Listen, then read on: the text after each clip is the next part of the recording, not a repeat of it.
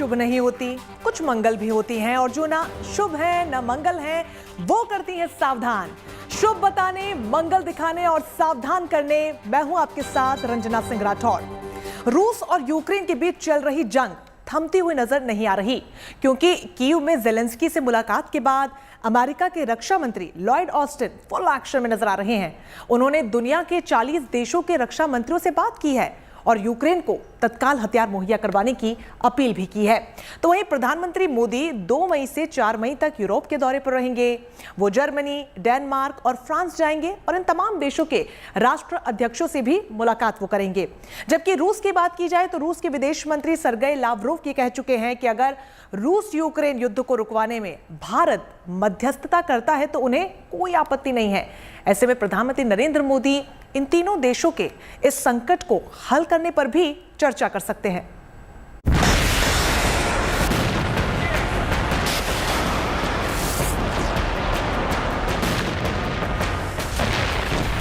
रूस और यूक्रेन के बीच चल रही लड़ाई फिलहाल किसी अंजाम तक नहीं पहुंच पाई है, लेकिन अब रूस के खिलाफ अमेरिका खुलकर सामने आ चुका है।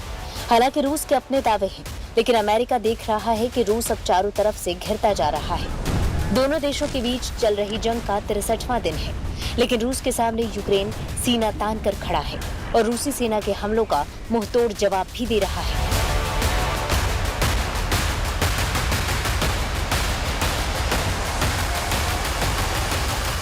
इसकी सबसे बड़ी वजह यह है कि यूक्रेन को अमेरिका और नाटो देशों ने हथियारों का जखीरा भेज दिया है, जिससे आने वाले अगले 15 दिनों में यूक्रेन को फतह करने के पुतिन के मंसूबों पर पानी फेरा जा सके।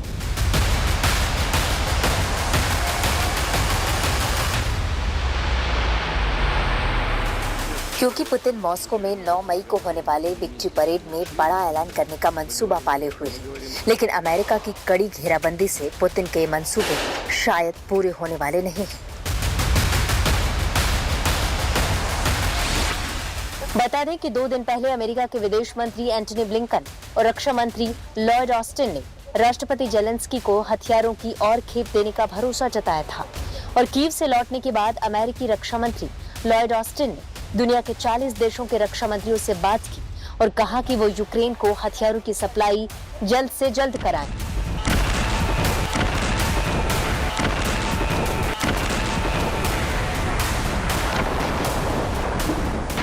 We are back. The reason we're back is because of you, because of the extraordinary courage, leadership, and success that you've had in pushing back this horrific Russian aggression, and we're honored to be here. President Biden felt strongly that we should find the earliest opportunity just to show in Kyiv our support. We will be announcing further elements of our assistance to include some foreign military financing. वहीं इस बीच रूस से दोस्ती का दम भरने वाले Germany ने भी अपनी नीतियों में बदलाव करते हुए यू टर्न लिया है। अब जर्मनी यूक्रेन को 50 मोबाइल एंटी एयरक्राफ्ट सिस्टम देने के लिए राजी हो गया है, जबकि ब्रिटेन ये लगातार कहता आ रहा है कि यूक्रेन उससे मिले हथियारों से रूस पर बड़ा हमला कर सकता है। Ukraine needs more long-range artillery and ammunition, and both Russian and NATO caliber types to accompany them. They also seek anti-ship missiles to counter Russian ships that are able to bombard Ukrainian cities. Mr. Speaker, it is therefore important to say that if possible, the UK will seek to enable to supply each weapons. I shall keep the House up to date and also members of each front bench across the House as we proceed. रूस ने प्रतिक्रिया देते हुए कहा कि अगर Britain ने Ukraine को हमले के लिए उकसाया तो रूस उसका करारा जवाब देगा। यही नहीं, रूस ने यह भी कहा है कि अगर पश्चिमी देशों के प्रतिनिधि कीव गए तो हमले जारी रहेंगे। रूस की चेतावनी के पीछे की वजह यह है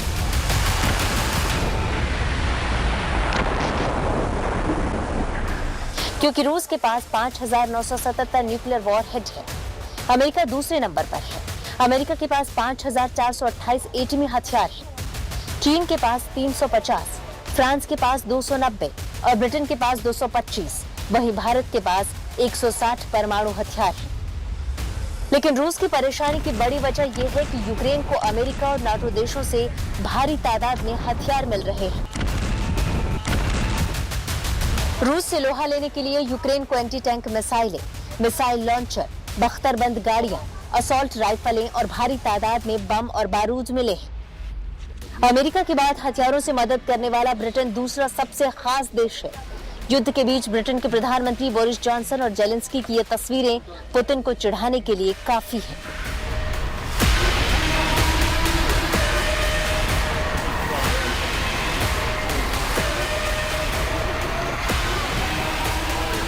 ब्रिटेन और अमेरिका सहित 40 देश यूक्रेन की सैन्य मदद कर रहे हैं।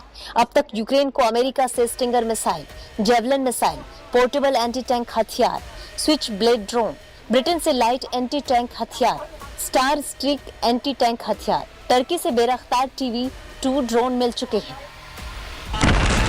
इसके अलावा भी कई देश यूक्रेन को हथियारों की खेप भेज रहे हैं। इसका मतलब साफ है कि रूस यूक्रेन के बीच चल रहा ये युद्ध थमने वाला नहीं है। मॉस्को से गीता मोहन, खेरसौन से मौसमी सिंह के साथ कीव से Abhishek Bhalla, good news today. Putin और यूएन सेक्रेटरी जनरल गुटेरेस की मॉस्को में शिखर वार्ता बेनतीजा रही, क्योंकि रूस ने साफ तौर पर युद्ध रोकने से इनकार कर दिया और पुतिन ने यूक्रेन के सामने कुछ शर्तें भी रखी हैं। गुटेरेस कल कीव पहुंचने वाले हैं और वो जेलेंस्की से मुलाकात कर इस पर चर्चा भी करेंगे। तो वहीं रूस ने पोलैंड और बुल्गारिया को गैस की सप्लाई रोक दी है, क्योंकि दोनों ही देशों ने रूसी करेंसी रूबल में भुगतान करने से इनकार कर दिया था।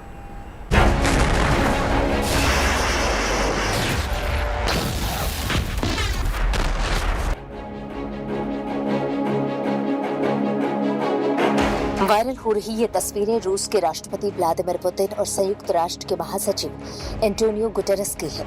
रूस यूक्रेन में जारी घमासान के बीच यूएन महासचिव गुटेरेस कल मॉस्को पहुंचे और उनकी मुलाकात रूसी राष्ट्रपति पुतिन से हुई। यूएन महासचिव गुटेरेस मॉस्को में पुतिन को मनाने पहुंचे थे कि इस युद्ध में दोनों देशों को भारी नुकसान उठाना पड़ रहा है।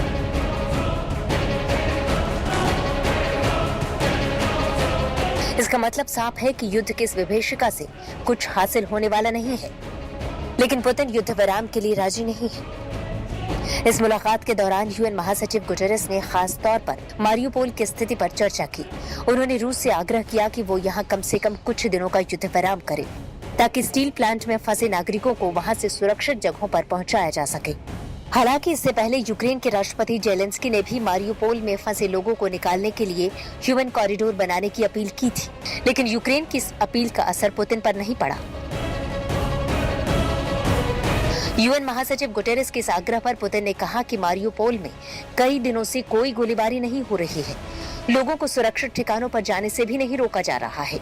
यही नहीं, पुतिन ने कहा कि यूक्रेन अपने नागरिकों का शील्ड की तरह इस्तेमाल कर रहा है, जिससे रूसी सेना को आगे बढ़ने से रोका जा सके और अपनी सैन्य ताकत को फिर से बढ़ाया जा सके। पुतिन के मुताबिक लुहांस्क और दोनेत्स्क को आजादी घोषित करने का अधिकार है और अमेरिका के इशारे पर यूक्रेन रूस को उकसा रहा है, जबकि यूक्रेन में रूसी भाषी लोगों का नरसंहार किया जा रहा है। लेकिन इस सब के बावजूद रूस को अभी भी उम्मीद है कि मसले का समाधान शांतिपूर्ण तरीके से निकल सकता है। लेकिन पुतिन की शर्त है कि यूक्रेन उसके आगे हथियार डाल दे और नाटो उसकी मदद करना बंद कर दे। Подписываться под гарантиями безопасности, не решив вопрос территориального характера в отношении Крыма, Севастополя и Республики Донбасса мы просто не можем. Но, тем не менее, переговоры идут, и они сейчас проходят в онлайн-формате. Надеюсь все-таки, что это приведет нас к какому-то позитивному результату. जिस वक्त दोनों नेताओं की वार्ता चल रही थी, ठीक उसी वक्त पुतिन की फौज रूस के पश्चिमी बॉर्डर से यूक्रेन पर ताबड़तोड़ हमले कर रही थी। बता दें, रूस के हमले में मारियुपोल सहित यूक्रेन के कई शहर पूरी तरह से बर्बाद हो चुके हैं और हकीकत ये है कि मारियुपोल में अब भी करीब 1 लाख आम नागरिक फंसे हुए हैं। मारियुपोल में फंसे नागरिकों को निकालने के लिए यूक्रेन अपील कर रहा है, लेकिन रूस अपना अड़ियल रुख छोड़ने को तैयार नहीं है। पुतिन चाहे जो कहे, लेकिन यूएन में उनके प्रतिनिधि पहले ही कह चुके हैं कि युद्ध विराम अब कोई विकल्प नहीं है।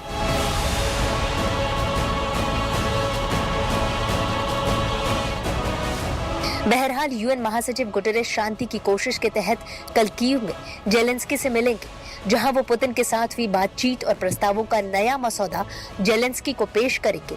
हालांकि रूस को लेकर जेलेंस्की के तेवर बेहद तल्ख है।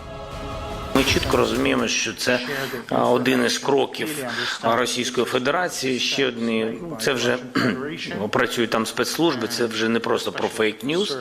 Зрозуміло для чого? Дійсно для дестабілізації ситуації в регіоні. Для загроз Молдови вони їм показують, що якщо Молдова буде підтримувати Україну, будуть такі чи інші кроки. Що стосується тих чи інших російських військ, які постійно присутні. जेलेंस्की के तल्ख तेवर और उनकी भावना को यूएन समझता है।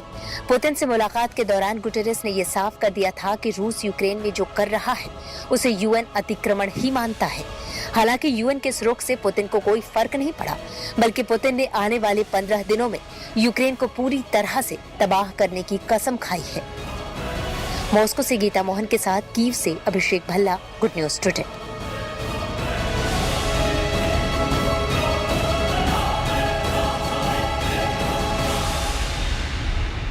तो रूस और यूक्रेन के बीच जंग लगातार जारी है, लेकिन इन सब के बीच एक और खबर आ रही है और वो हैरान करने वाली है।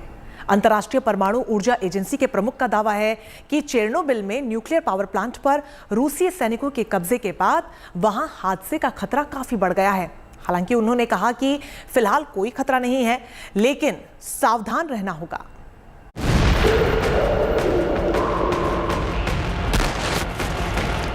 रूस यूक्रेन के बीच चल रही इस लड़ाई में चेरनोबिल का नाम भी शामिल हो गया। चेरनोबिल में दुनिया की सबसे भीषण परमाणु आपदा के 36 साल बाद अंतर्राष्ट्रीय परमाणु ऊर्जा एजेंसी यानी IAEA ने बड़ा दावा किया है। IAEA प्रमुख ने मंगलवार को कहा कि यूक्रेन में न्यूक्लियर पावर प्लांट पर रूसी सैनिकों के कब्जे के बाद वहां हादसे का खतरा काफी बढ़ गया है। चेरनोबिल न्यूक्लियर पावर प्लांट के बाहर खड़े एजेंसी के प्रमुख राफेल ग्रॉसी ने कहा कि फिलहाल कोई खतरा नहीं है, लेकिन परमाणु संयंत्र के अधिकारियों को सतर्क रहना होगा। In this case, what we had was a nuclear safety situation that was not normal, that could have developed into an accident. I think the first credit must go to the operators, to these people here, because they carried on their work in spite of all the difficulties, in spite of the stress, in spite of the fact that they could not be working normally. They continued working as if nothing had happened. Ukraine की राजधानी Kyiv पर कब्जा करने का ख्वाब पाले रूसी फौज ने फरवरी में चेरनोबिल पर कब्जा कर लिया था। यूक्रेन के राष्ट्रपति जेलेंस्की ने पहले ही आशंका जताई थी कि रूस की सेना चेरनोबिल न्यूक्लियर पावर प्लांट पर कब्जा कर सकती है। जेलेंस्की ने यह भी कहा था कि उसके सैनिक अपनी जान पर खेलकर इस इलाके को बचाने का प्रयास कर रही थी, ताकि साल 1986 जैसा हादसा न हो। लेकिन रूसी फौज के आगे यूक्रेन के सैनिक ज्यादा देर तक नहीं टिक सके और रूस ने इस संयंत्र पर कब्जा जमा लिया था। हालांकि रूस का चेरनोबिल पर हमला अप्रत्याशित नहीं था, क्योंकि रूसी सीमा से कीव तक का सबसे छोटा रास्ता चेरनोबिल से होकर गुजरता है। इसलिए रूस ने सबसे पहले चेरनोबिल पर कब्जा किया, जबकि यूक्रेन ने महीनों पहले इस क्षेत्र की सुरक्षा के लिए हजारों सुरक्षा बलों को तैनात किया था। रूसी राष्ट्रपति पुतिन ने जैसे ही हमले की घोषणा की, इसके कुछ घंटे बाद ही रूसी सैनिकों ने संयंत्र पर हमला कर इसे अपने कब्जे में ले लिया था। लेकिन चेरनोबिल न्यूक्लियर पावर प्लांट पर कब्जा जमाए रूसी सैनिक महीने भर बाद ही यहां से चले गए। हालांकि इसकी वजह यूक्रेन की अपील नहीं, बल्कि रेडिएशन की चपेट में आने का डर था।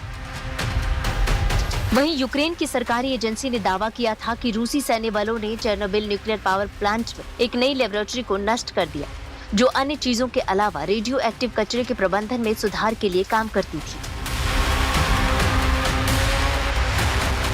बता दें कि चेरनोबिल न्यूक्लियर प्लांट में हादसे के बाद जो रेडिएशन निकला वो हिरोशिमा और नागासाकी पर गिराए गए परमाणु बम से 400 गुना अधिक था और उसका ज्यादातर मलबा चेरनोबिल के आसपास के इलाकों में गिरा और हवा के साथ ये रेडिएशन उत्तरी और पूर्वी यूरोप में फैल गया। 1986 में चेरनोबिल न्यूक्लियर पावर प्लांट दुनिया के सबसे भीषण परमाणु आपदा का गवाह बना था। ये भयानक परमाणु हादसा चेरनोबिल और प्रीपयात दोनों शहरों से लाखों लोगों के पलायन की वजह बना था। हालांकि इस हादसे में मारे गए लोगों की वास्तविक संख्या का अब भी पता नहीं चला है। वैज्ञानिकों का कहना है कि 30 किलोमीटर क्षेत्र के अंदर रेडियो एक्टिव कचरे का होना अब भी खतरनाक है, जिसकी वजह से इस पूरे क्षेत्र को इंसानों के रहने के लिहाज से 20,000 सालों के लिए असुरक्षित कर दिया है। Bureau report, good news today. जंग भले ही रूस और यूक्रेन के बीच छिड़ी हो, लेकिन मोहब्बत के अफसानों को दिल की गहराइयों में उतरने से रोका नहीं जा सकता। और इसी युद्ध के बीच में यूक्रेन में लव इन यूक्रेन फिल्म की शूटिंग हुई, जिसके 90% कलाकार यूक्रेन के ही हैं और इस फिल्म का निर्देशन नितिन गुप्ता ने किया है।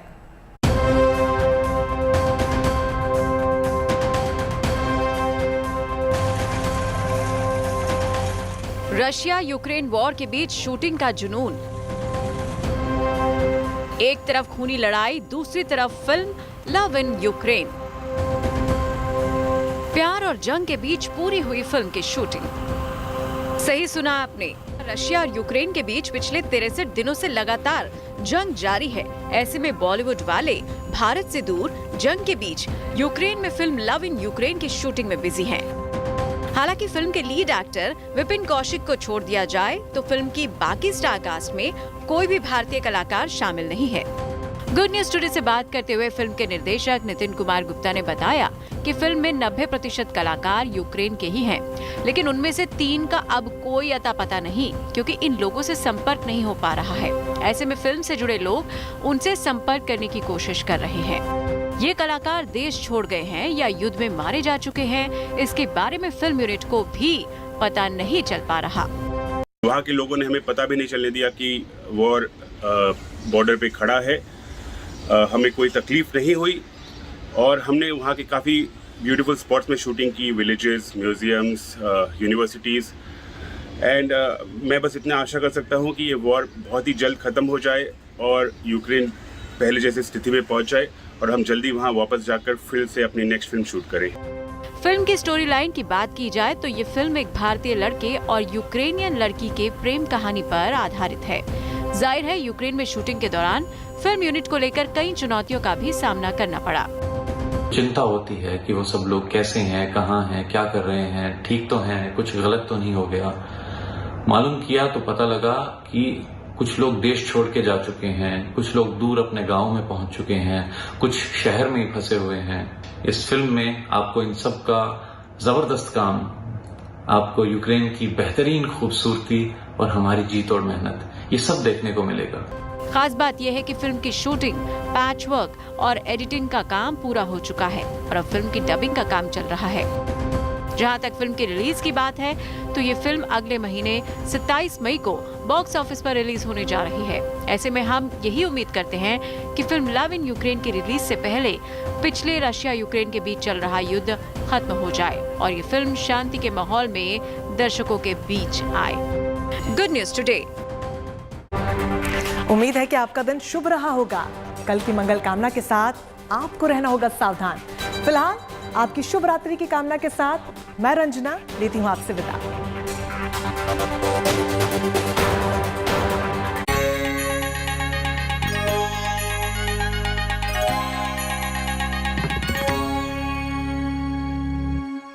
कोई भी